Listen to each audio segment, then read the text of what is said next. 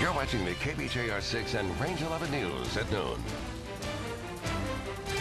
Good afternoon, I'm Barbara Riles. And I'm meteorologist Adam Lorch. We'll get to your news in just a moment. I first want to talk about we have a bone-chilling cold front coming in. Yeah, it's going to be pretty frigid here moving into this evening. I think that's an adequate description of what we're going to be seeing here. Temperatures dropping well below zero tonight, but gradually getting there. Actually a pretty big drop off in temperatures as soon as that sun goes down, but could see a few breaks in the clouds this afternoon, and then temperatures really taking a dive even right around 9 o'clock, sitting at around 8 degrees. I won't be too surprised if we did see some wind chill advisories go out tomorrow morning as well. So I'll take a look at that extended forecast and what you can expect here this evening in just a few minutes. Okay, thanks, Adam.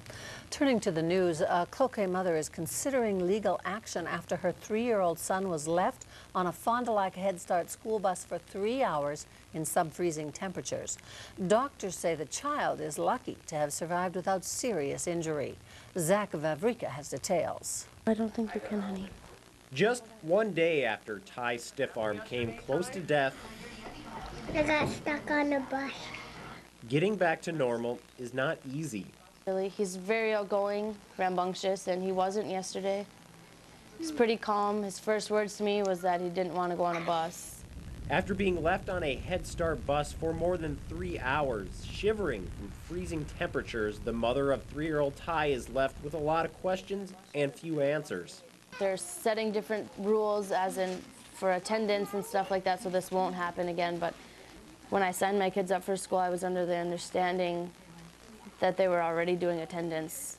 Waite says the bus driver did admit to making a mistake that day and that attendance at the school wasn't taking until the teacher showed up to class. Chairwoman Karen Diver says the tribal government is taking this incident seriously and the staff involved have been placed on leave pending an investigation. Ty's mother says despite an apology from the bus driver, criminal charges will bring justice. If I left my child in a car or, anywhere unattended for that long, I would be facing criminal charges. Hoping that no 3-year-old will be left in the cold again. In Cloquet, Zach Vavrika for KBJR 6 and Range 11. Fond du Lac Tribal Police say the investigation should wrap up sometime today, and the information will be forwarded to the Carleton County Attorney's Office for possible child endangerment charges. Celebrating a $342 million state budget surplus, Wisconsin Governor Scott Walker outlined what he called a bold vision and bright hope for the future last night in his State of the State address. Governor Walker says he has 5 priorities for his next 2 years in office: create jobs, develop the workforce, transform education, reform government, and invest in the state's infrastructure. He indicated that one of the main ways to do this is to pass a bill that streamlines the process for safe and environmentally sound mining. Governor Walker also indicated that unemployment rates are down and the state now has a surplus rather than a growing deficit. Tough but prudent decisions to get our fiscal house in order. Today, unlike the federal government and many of our neighboring states, we have a surplus which will allow us to invest in our priorities.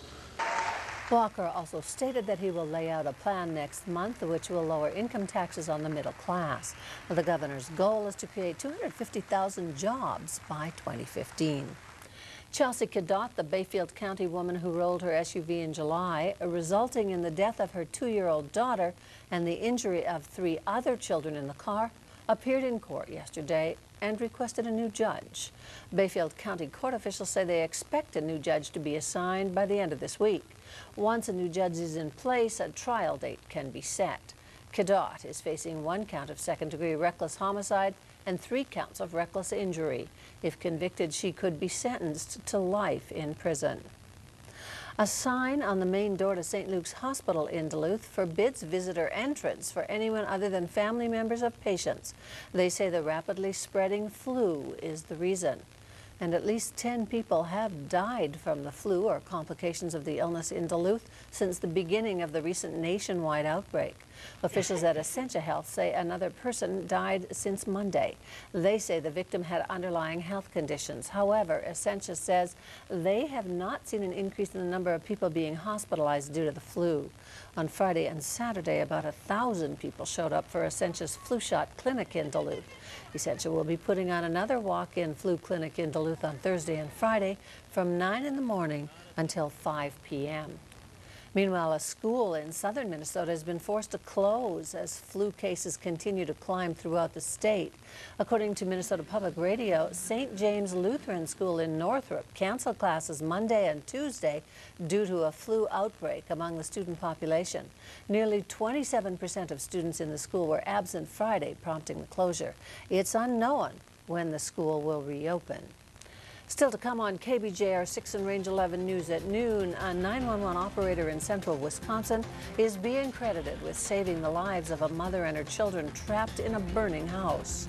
Plus, the president's anticipated gun control measures prompt at least one sheriff to say the measures are illegal and he won't abide by them.